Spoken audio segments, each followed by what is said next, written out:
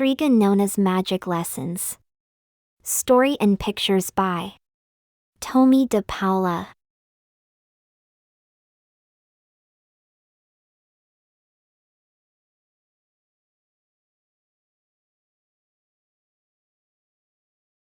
For Barbara Lucas, who taught me some magic lessons of her own.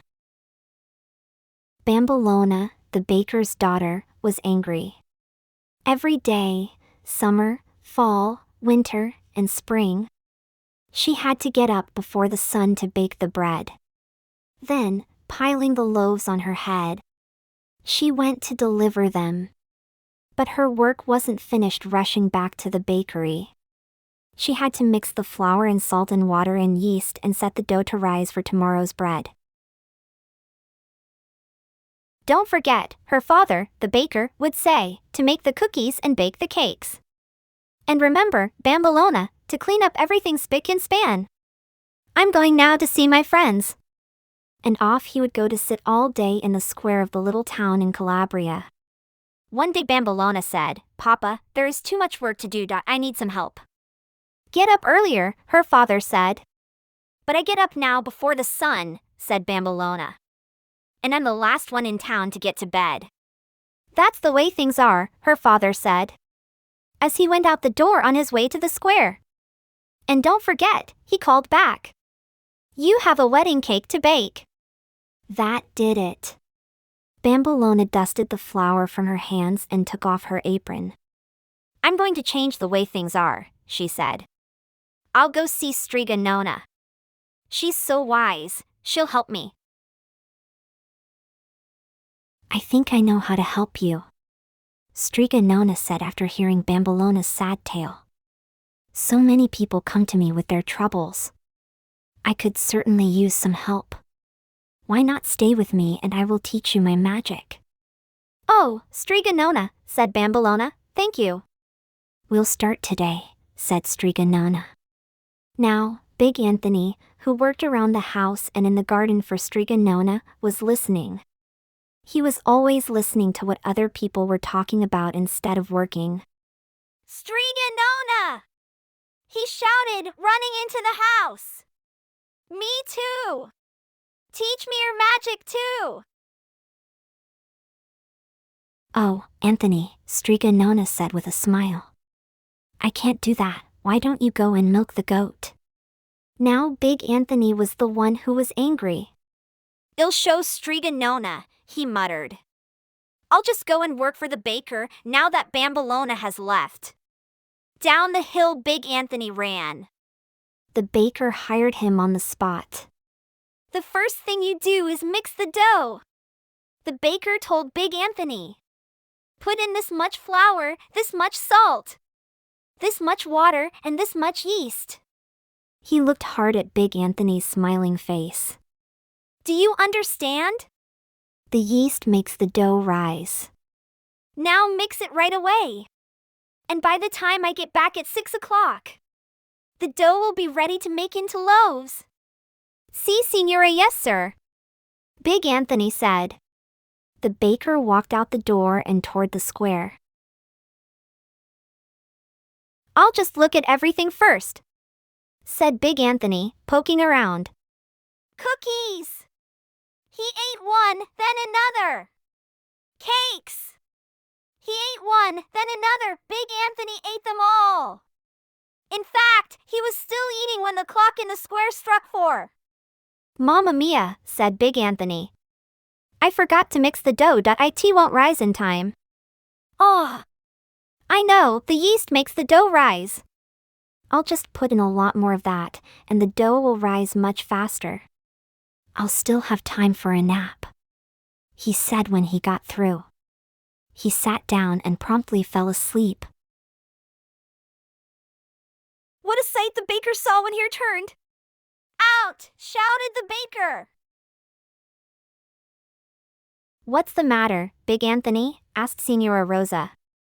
"The baker threw me out. Now I have no job," he answered, "and it's Strega Nona's fault. I never would have left her house if she had let me learn to be a Strega." "Silly goose," said Signora Rosa. Whoever heard of a man being a Strega? All of a sudden Big Anthony's eyes lit up, and off he ran. To cure a headache, you must first fill the bowl with water. Strega Nona was telling da-POW-la. Next you add a few drops of olive oil. Then you say these magic words. Knock, knock, knock. Strega Nona went to the door. Oh, Strega Nona, said a tall girl, standing there. All my life I've wanted to learn your magic. Will you teach me? Please? Santo cielo, dear me, said Strega Nona. What is your name, my girl? I.H. Antonia, said the girl. Why do you want to learn my magic, Antonia? Strega Nona asked. Oh, so that I can help people, said Antonia. Ever since I was a little girl, I've wanted to become a Strega. Ah, in that case, said Strega Nona. Come right in, this is da-POW-la. She is learning my magic, too. da-POW-la stared at Antonia and then at Strega Nona. How nice. Two girls to teach, Strega Nona said. She smiled at da-POW-la and then she began. To learn magic and practice it well, she said. You must learn to see and not to see. You must learn to remember and to forget. To be still and to be busy. But, mostly you must be faithful to your work. Do you understand, my dears? Yes, Strega Nona, said da-POW-la. No, said Antonia, when are we going to learn how to do the magic things? In time, said Strega Nona. Now let's practice some of the magic words. Repeat in the right order after me. Soon da-POW-la said all of them by heart. Antonia kept mixing them up. da-POW-la learned the cure for headaches. Antonia didn't. da-POW-la learned to make love potions. Antonia didn't. da-POW-la learned how to get rid of warts. Antonia didn't. da-POW-la, said Strega Nona. I think you are ready now to learn more powerful magic. This is a special book. It is very ancient and contains many magic secrets. Tomorrow we will begin with it. Oh, grazie, Strega Nona, said da-POW-la. Me too, Strega Nona? Asked Antonia. Not yet, Antonia, said Strega Nona. You have other things to learn. That night while everyone slept, Antonia crept into Strega Nona's house. da-POW-la thinks she's so smart, said Antonia. I'll just read that book tonight. And tomorrow I'll surprise her and Strega Nona. The next morning Antonia was looking very tired. Antonia, said Strega Nona, watch and listen. Come, da-POW-la. We will start. Wait, shouted Antonia. I have a surprise. I know some real magic. Watch me turn that iron kettle into a golden one. Are you sure, Antonia? Said Strega Nona, frowning. Yes, oh yes, said Antonia, beginning to mutter some strange-sounding words. But she stopped. Wait. I remember now. She began again. Be careful, Antonia, warned da-POW-la. Magic can't be fooled with. I've got it now, Antonia said. She muttered more words. Suddenly there was a bright flash, some smelly smoke, and the iron kettle was still there. But Strega Nona wasn't. Instead, where Strega Nona had been standing was a nice fat toad. Now see what you've done, cried da-POW-la. Oh no, shouted Antonia. Oh help! Help! Somebody! Save Strega Nona! What have I done? Strega Nona warned you to be careful with magic. Now she's gone forever, da-POW-la said. Strega Nona, wept Antonia, picking up the toad. Forgive me, please, da-POW-la, you're so clever, you're so smart, please change her back again. I promise I'll never play with magic again. I can't change that toad into Strega Nona, said Bambolona. But I can change Antonia into Big Anthony. Bambolona pulled off Antonia's kerchief and sure enough, there was Big Anthony. Oh, I'll never learn, howled Big Anthony. I'll never learn that. Oh, Strega Nona, what have I done to you? Perhaps, said Bambolona.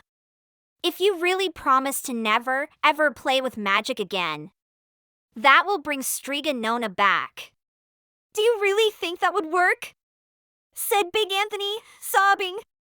It's worth a try, said Bambolona. Big Anthony put down the toad. He closed his eyes tight and put his hand over his heart. I promise, I really promise, that as long as I live I will never play with magic again. Just please bring Strega Nona back. There was another bright flash, some smelly smoke, and presto! Strega Nona was back! Where am I? Said Strega Nona. Oh, I'm in my little house. Whatever happened to me? Hello, Bambolona, and, why, Big Anthony. What are you doing here? Where's sweet Antonia? Tell her, Big Anthony, said Bambolona. Oh, Strega Nona, said Big Anthony, falling on his knees. He told Strega Nona what he had done. He was so busy crying and talking. He didn't see the nice fat toad hopping past him out the door. And so, Strega Nona, please, he said. If you take me back, I promise to be good. I'll do all my chores and never play with magic again. All right, Anthony, said Strega Nona, smiling. But before you go back to work, change your clothes. You're wearing Signora Rosa's nicest dress. The end.